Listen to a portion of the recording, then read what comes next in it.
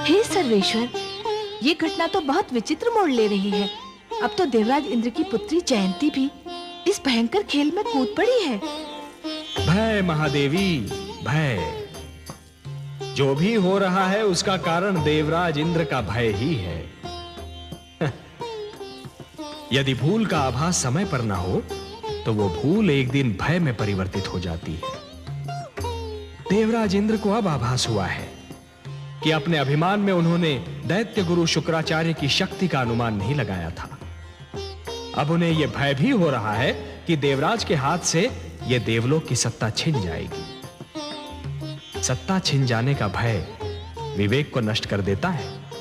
परंतु हे नारायण, जयंती को इस भयंकर खेल में कूदने की क्या आवश्यकता थी? इसका कारण भी भय है देवी। जयंती को यह भय है कि कहीं उसके पिता का सम्मान नष्ट न हो जाए। यद्यपि परिवार के सम्मान के लिए परिवार की यह एकता सराहनीय है, परंतु शुक्राचार्य के अनुष्ठान को भंग करने का निर्णय कदापि सराहनीय नहीं है। यह एक अनुचित कार्य होगा देवी। जिस प्रकार एक शिशु को जब अंगारे की चमक आकर्षित करती है, तब उसे यह ज्ञान नहीं होता कि अंगारा छू लेने से उसका हाथ भी जल सकता है, उसी प्रकार जयंती को भी आज यह ज्ञान नहीं है कि जिस अग्नि से वो खेलने जा रही है, उसकी लपटें उसकी अंतरात्मा को भी छू सकती है। तो क्या जयंती इस खेल में हार सकती है देवेश्वर? हार और जीत में अंतर करना कभी-कभी कठिन हो जाता है महादेवी।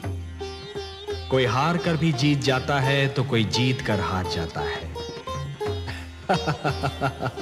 आप तो बस देखती जाइए कि जयंती अब क्या करती है और कैसे करती है।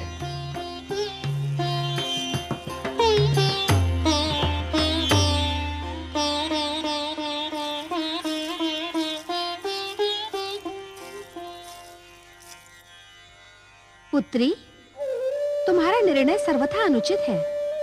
क्यों माताश्री? तुम्हें इस भयंकर खेल में कूदने की कोई आवश्यकता नहीं थी। क्या मैं इसका कारण जान सकती हूँ? कारण ये है कि तुम मेरी पुत्री हो, कन्या हो, और कन्याओं को इन बखेड़ों में नहीं पड़ना चाहिए। माते, मुझे आश्चर्य हो रहा है कि आप परिवार के सम्मान को बखेड़ा कह रही हैं। कुछ भी हो, कन्याओं के लिए कुछ सीमाएं बनाई गई हैं, और उन सीमाओं से बाहर निकलना उनके लिए अच्छा नहीं होता। तो आप ही यही समझती हैं? कन्याएं दुर्बल और तुच्छ होती हैं। जो काम पुत्र कर सकते हैं वो पुत्रियां नहीं कर सकती, या उन्हें नहीं करना चाहिए?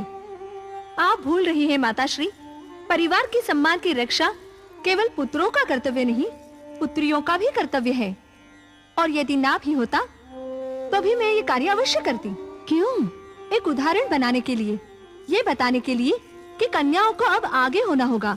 वे सारे कार्य करने होंगे जो अब तक केवल पुरुषों के लिए सीमित समझे जाते थे। पुत्री, तुम नहीं जानती तुम क्या कर रही हो। तुम दैत्य गुरु शुक्राचार्य की शक्ति को नहीं जानती। और माताश्री, आप मेरी क्षमता को नहीं जानती। मुझे अनुमति दीजिए